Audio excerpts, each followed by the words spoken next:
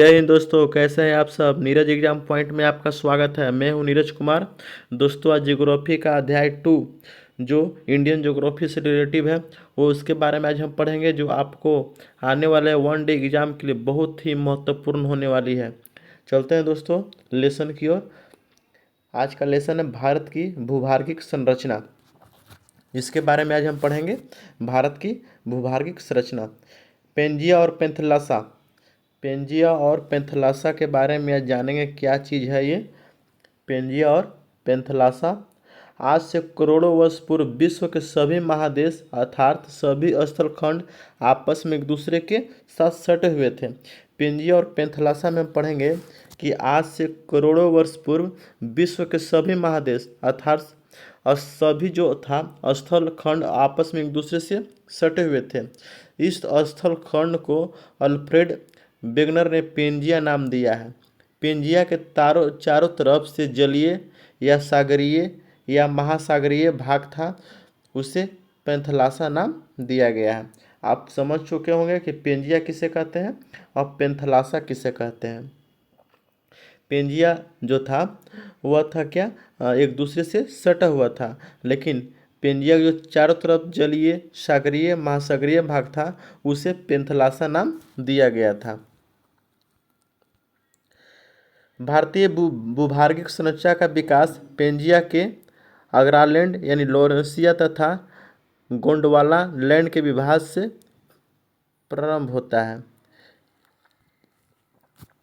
Pangaea का विभाजन तथा विभिन्न स्थलखंडों का निर्माण को हम देखेंगे। अंग्रालैंड यानी लॉरेंसिया यूरोप, एशिया, उत्तरी अमेरिका और ग्रीनलैंड को कहते हैं।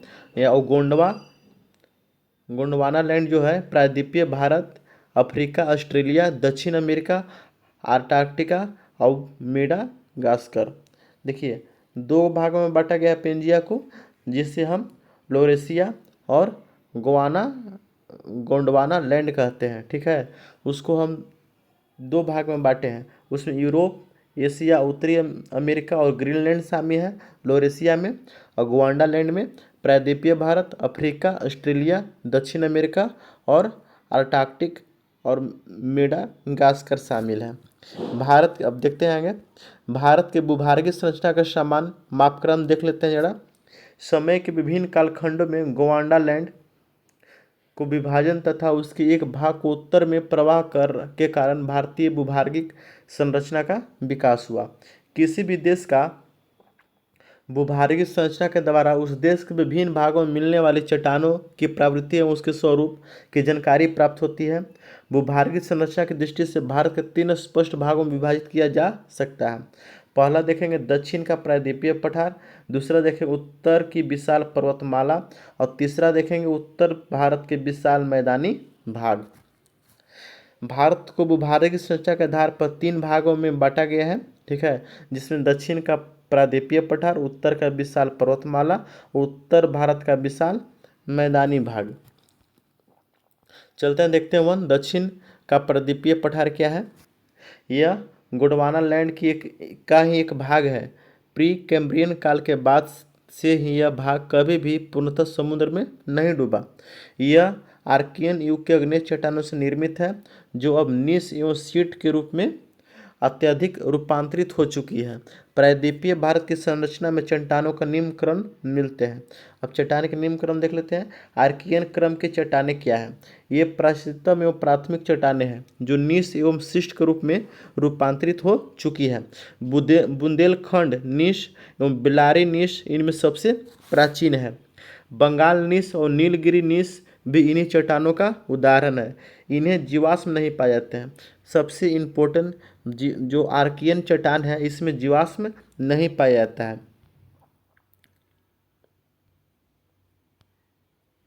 चलते हैं दूसरा देखते हैं, धारवाड़ चट्टान क्या है। धारवाड़ क्रम की चट्टानें ये आर्कियन क्रम के प्राथमिक चट्टानों की अपरदन एवं निक्षेपण से निर्मित पर्थदार चट्टानें हैं। यह अत्यधिक रूपांतरित हो चुकी है। इसमें जीवाश्म नहीं मिलते हैं। कर्नाटक के धारवाड़ एवं बेल्लारी जिला अरावली श्रेणियाँ हैं, बालाघाट रीवा, छोटा नागपुर आदि क्षेत्र में चट्टान मिलती है। भारत के सर्वाधिक खनिज भंडार इसी क्रम के चट्टानों में मिलते हैं। अब लौह अयस्क, तांबा, स्वर्ण चट्टानों में पाए जाने वाले महत्वपूर्ण खनिज है जो धारवाड़ क्रम के चट्टानों में मिलते हैं। ये भारत में कर्नाटक के धारवाड़ एवं बेल्लारी जिला, अरावली श्रेणियाँ, बालाघाट, रीवा, छोटा नागपुर के पठार में भी मिलती है। ये सब दिया गया है। तीसरा वाला देख लेते हैं, कुडप्पा क्रम की चट्टानें क्या है। इनका निर्माण धारवाड़ क्रम के चट्टानों के अपरदन एवं निक्षेपण से हुआ है। इस प्रकार ये भी परतदार चट्टानें हैं जो अपेक्षाकृत कम रूपांतरित है, परंतु इनमें भी जीवाश्म का अभाव मिलता है। इससे रिलेटिव कृष्णा घाटी, नल्लामलाई पहाड़ी क्षेत्र, पापाघानी, चेयार घाटी आदि में भी चट्टानें मिलती हैं। अब चलते हैं विंध्य के, देखते हैं क्रम की चट्टानें क्या है। विंध्य क्रम की चट्टानें कुडप्पा क्रम के चट्टानों के बाद ये चट्टानें में निर्मित हुई है। जो इसके बाद ये चट्टानें निर्मित हुई है। इसका विस्तार राजस्थान के चित्तौड़गढ़ से बिहार के सासाराम क्षेत्र तक है। विंध्य की पर्वत कहाँ तक है, राजस्थान के चित्तौड़गढ़ से शुरू होता है जो बिहार के सासाराम तक है। विंध्य क्रम के परतदार चट्टानों में बलुआ पत्थर मिलते हैं। इन चट्टानों का एक बड़ा भाग दक्कन ट्रैप से ढका है। अब चलते हैं दोस्तों, पांचवा पठार देख लेते हैं, गोंडवाना क्रम की चट्टानें। इसकी कार्बोनिफेरस युग से लेकर जुरेसिक युग तक इस चट्टानों का निर्माण अधिक हुआ है। ये चट्टानें कोयले के लिए विशेष महत्वपूर्ण है। भारत का 98% कोयला गोंडवाना क्रम के चट्टानों से मिलता है। अब भारत का 98% जो कोयला है, 98% कोयला वो किस प्रकार के चट्टाने से मिलता है, तो गोंडवाना क्रम के चट्टाने से मिलती है, याद रखिएगा। ये परतदार चट्टानें हैं, इनमें मछलियों और रेंगने वाले जीवाश्म का अवशेष मिलते हैं। दामोदर घाटी, महानदी, गोदावरी इसकी सहायक नदियों में इस चट्टानों का सर्वोत्तम रूप मिलता है। यानी गोंडवाना के जो चट्टान है वो दामोदर, महानदी, गोदावरी और उसकी सहायक नदियाँ में इसकी चट्टानों का सर्वोत्तम रूप देखने को मिलता है। चलते हैं छठा नंबर देख लेते हैं, दक्कन ट्रैप। इसका निर्माण मोसोजोइक महाकाल के क्रिटेशियस कल्प में हुआ था। इस समय विदर्भ क्षेत्र में ज्वालामुखी के दरारी उद्भेदन, लावा एवं बृहद उजागर हुआ एवं लगभग 5 लाख वर्ग किलोमीटर का क्षेत्र इसकी आबादी हो गई। इस क्षेत्र में 600 से 1500 मीटर कड़ी तो 300 मीटर की मोटाई तक बेसाल्टिक लावा का जमाव मिलता है। यह प्रदेश दक्कन ट्रैप कहलाता है। राजमहल ट्रैप का निर्माण इससे पहले भी जुरेसिक कल्प में ही हो गया था। दक्कन का ट्रैप भी पढ़ लीजिए, जो 5 लाख किलोमीटर क्षेत्र में इसका विस्तारित था। अब चलते हैं उत्तर की विशाल पर्वतमाला जरा देख लेते हैं।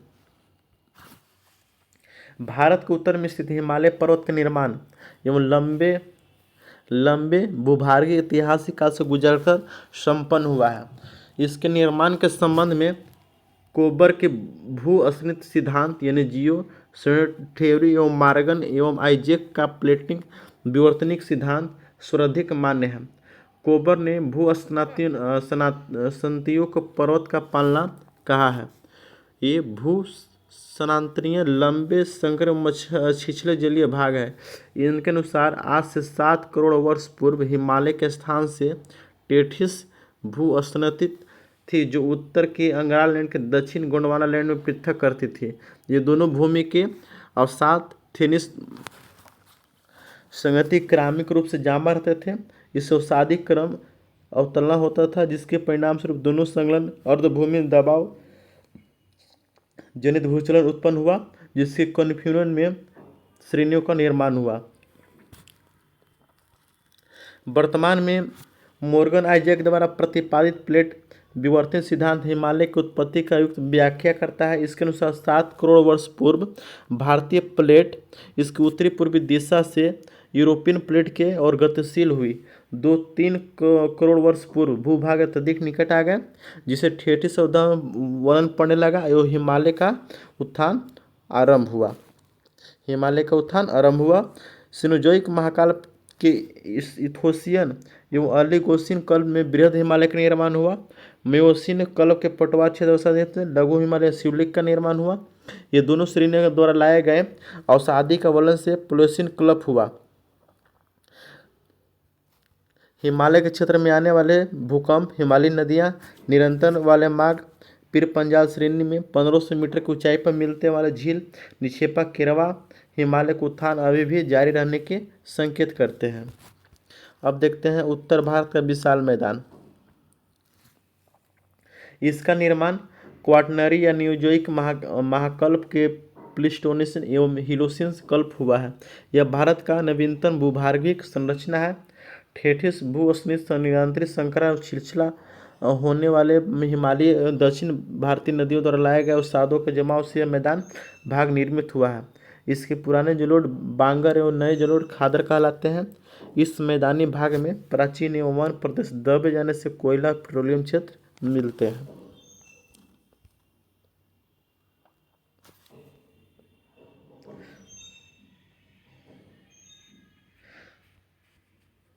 दोस्तों, ये अध्याय 2 की भूभार्गिक संरचना आज ख़त्म हुआ। आप रिवीजन कीजिए, इसका बहुत इम्पोर्टेंट है। और मेरा सेशन कैसा लगा कमेंट करके ज़रूर बताइएगा। धन्यवाद दोस्तों। चैनल को सब्सक्राइब करना ना भूलिएगा और लाइक करना तो बिल्कुल मत भूलिएगा। धन्यवाद।